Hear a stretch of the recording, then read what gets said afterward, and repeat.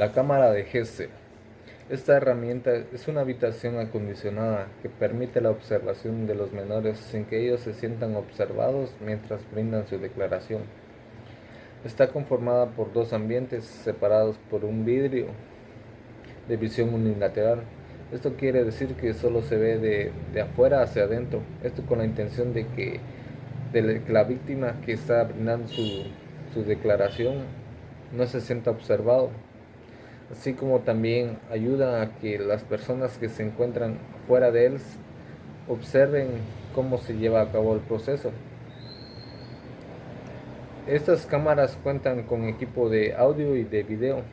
El de audio es con la intención de que puedan escuchar, así como de grabar las declaraciones, como las preguntas que se les sean realizadas al entrevistado. Y el de video es con la intención de documentar el proceso. La cámara de Gesell fue concebida como domo, Gesell Dome es en inglés, por el estadounidense, un psicólogo y pediatra Arnold Gesell. Es por eso que lleva su nombre. Esto lo hizo para poder observar la conducta en niños sin ser perturbados o que la presencia de una persona extraña cause alteraciones en los niños. La cámara de Gesell previene la revictimización de los menores durante los procesos judiciales. Es utilizada para realizar audiencias de anticipo de prueba cuando estos han sido víctimas de algún hecho delictivo, principalmente en delitos de abuso sexual. Uno de los objetivos que tiene la cámara de Gesell es en el ámbito legal. Los testimonios grabados en la cámara de Gesell son base para adelantar audiencias preliminares y de otras diligencias que se requieran dentro de un proceso investigativo en un delito de abuso sexual.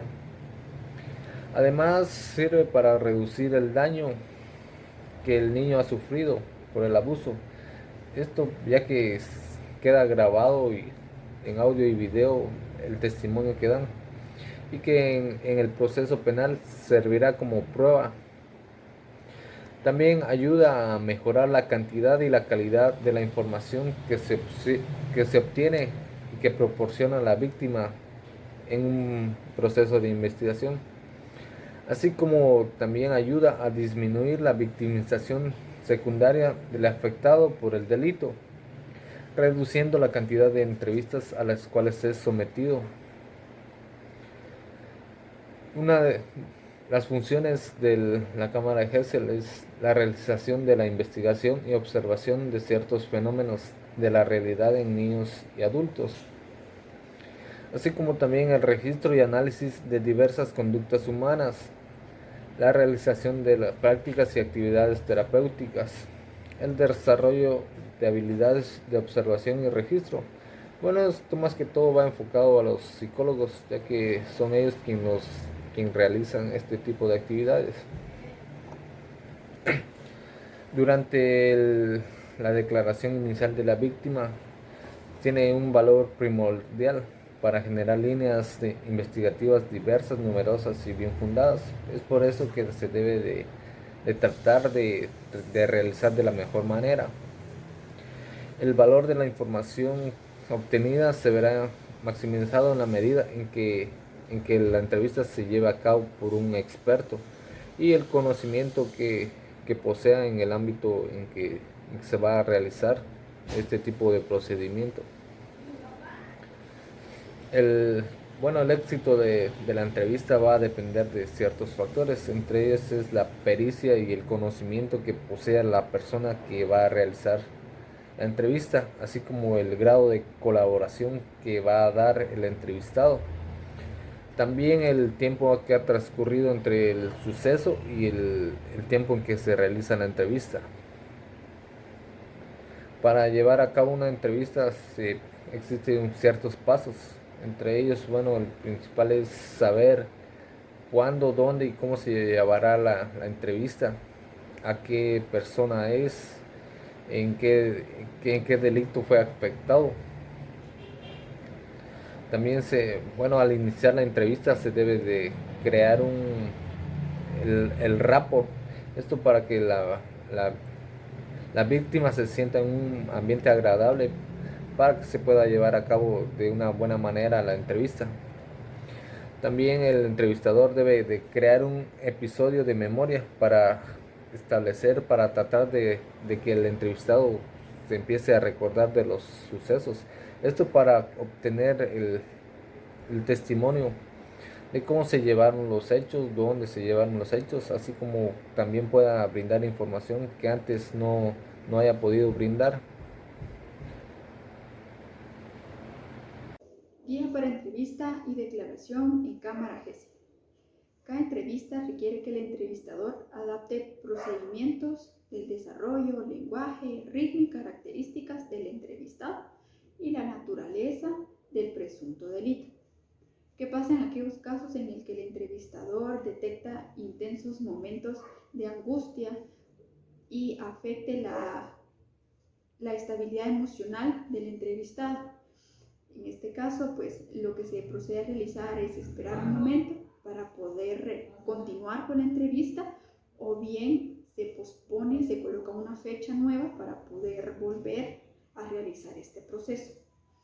Para realizar una entrevista en la cámara GESEL se tienen varias fases.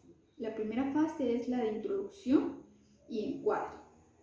Acá en esta fase el entrevistador debe comenzar la entrevista con lo siguiente.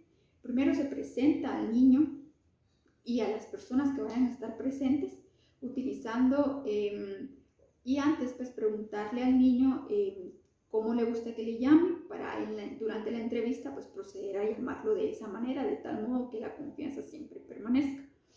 Se le explica al niño los términos apropiados a su edad, el papel y la función que va a cumplir cada persona involucrada en esta entrevista, como por ejemplo el psicólogo que va a realizar la entrevista, si va a haber un fiscal presente, pues también indicarle y demás personas que tengan que estar presentes durante el proceso. Explicar también el lugar, no explicar, sino también siendo explícitos en el lugar y la fecha en el que eso se está llevando a cabo. Y por último, también se debe indicar la presencia de los equipos a utilizar, en dónde se encuentra cada equipo, dentro del cuarto donde esto se va a realizar, para que todo quede grabado.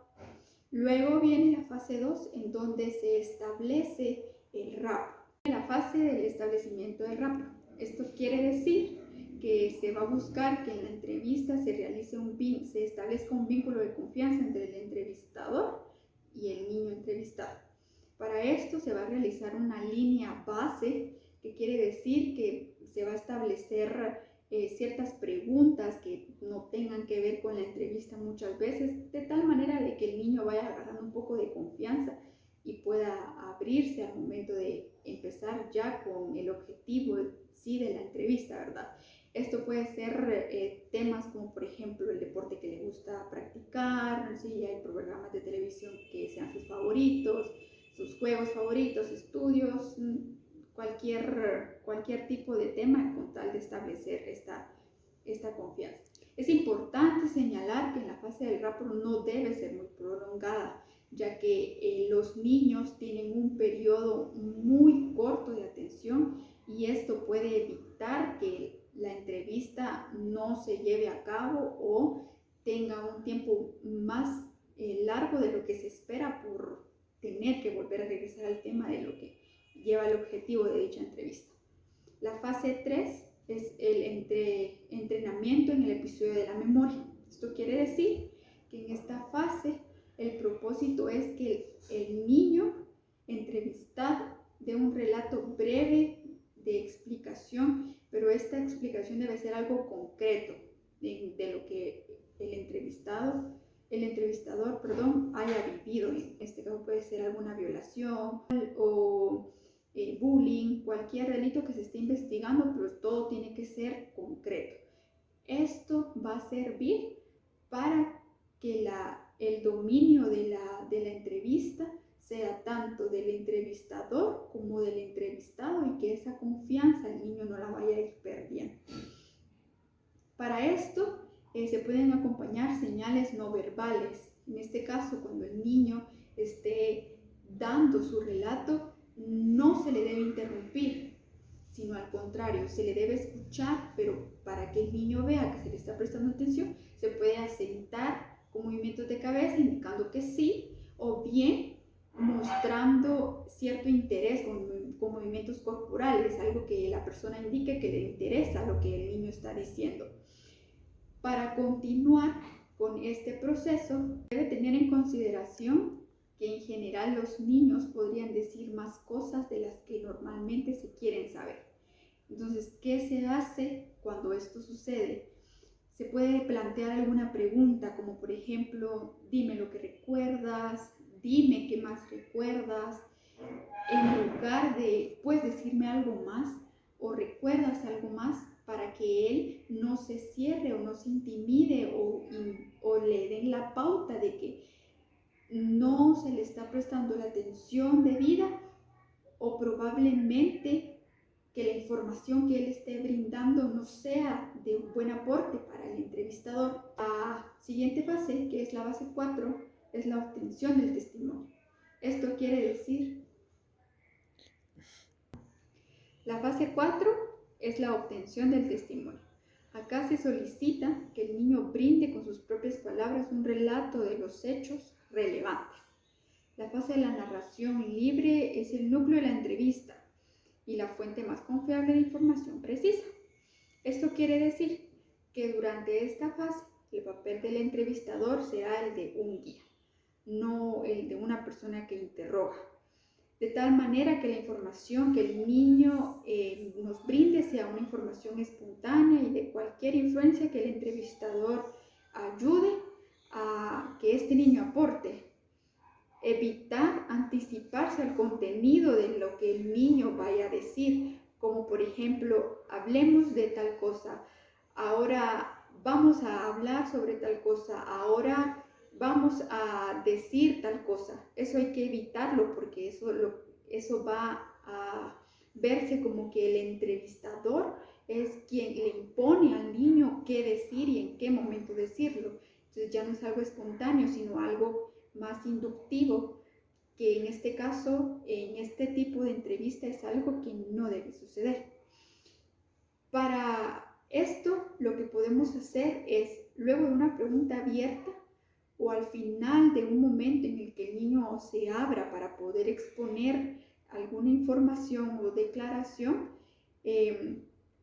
podemos hacerlo con preguntas como, ¿qué más puedes decirme acerca de eso?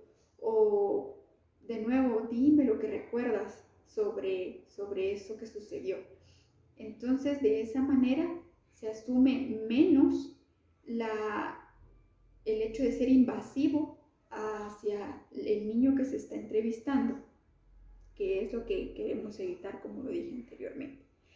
Y la fase 5 es donde el entrevistador investigará sobre los hechos. En esta fase se pretende profundizar en la información que el entrevistado ha de proporcionar en base a la información espontánea que nos brindó. Entonces, en esta fase lo que se va a hacer es investigar lo que sucedió. Ya no es tanto tener información espontánea o información abierta, sino ya ir en un punto de aterrizaje en base al objetivo de esta entrevista. Entonces, para esto se pueden realizar preguntas, las cuales van a ir variando también, depende de la cantidad de información que el niño es capaz de proporcionarnos, ¿verdad? Como por ejemplo, ya no son preguntas abiertas, sino preguntas más cerradas, como ¿quién lo hizo? ¿Qué provocó que esto sucediera? ¿En dónde pasó? ¿Cuándo? ¿Y por qué? ¿Verdad? Ya con esto vamos empezando a profundizar sobre el tema, ¿verdad? Indicando también tanto los relatos que alguien más pudo haber dicho, que testigos pudieron haber proporcionado, sino también lo que el niño vivió para poder llegar a algo concreto y pues también poder indicar que el delito a investigar es efectivo, es verídico. Esto es lo que va a ayudar a que las preguntas cerradas nos lleven a aterrizar sobre este tipo de entrevista. Se pueden emplear preguntas cerradas para tratar de incluso clarificar algún punto que no lo esté durante el proceso anterior de la entrevista. Se tiene que tener en cuenta que este tipo de preguntas cerradas no son recomendables realizarlas al principio, porque como lo expuse anteriormente, esto ya quiere lograr llegar a un solo punto. Entonces, si iniciamos por ejemplo, en el proceso del rapport, en donde se quiere entrar en confianza con el niño, no podemos iniciar preguntando quién fue, en dónde fue, porque entonces cohibimos al niño que está siendo entrevistado y no vamos a lograr que se abra con facilidad, y en este caso el objetivo de la entrevista no se va a lograr en el momento o en esa entrevista, sino que se va a tener que poner una pausa, el proceso se alarga o incluso llevar al hecho de tener que programar otra entrevista porque ya el niño se puso muy ansioso o empezó a tornarse como con sentimientos que impiden que tanto que recuerde como que quiera hablar y que lo agredan porque será algo para él por la edad, ¿verdad? Algo que sea como muy difícil de tener que decirle a alguien más lo que pasó. Y por último, vamos al cierre de la entrevista. Cada entrevista, cualquier tipo de entrevista, siempre tiene que tener un cierre. En esta fase se debe realizar una serie de preguntas, ya no tanto del entrevistador, sino del entrevistado. En este caso, el entrevistador sí tiene que tener la suficiente disponibilidad para responder a las preguntas que el niño le realice. En esta fase se le va a dar la oportunidad al niño de referirse a situaciones que no se abordaron en su momento probablemente, o cosas que el niño quiera aportar que en su momento no lo hizo y que sí sean de importancia o de relevancia para poder resolver el delito que se está llevando a cabo. También se puede, también el niño puede preguntar cosas que no le quedaron claras sobre el proceso que se va a llevar o sobre el por qué es que se está realizando esta entrevista con él, para que sea algo que él sienta que está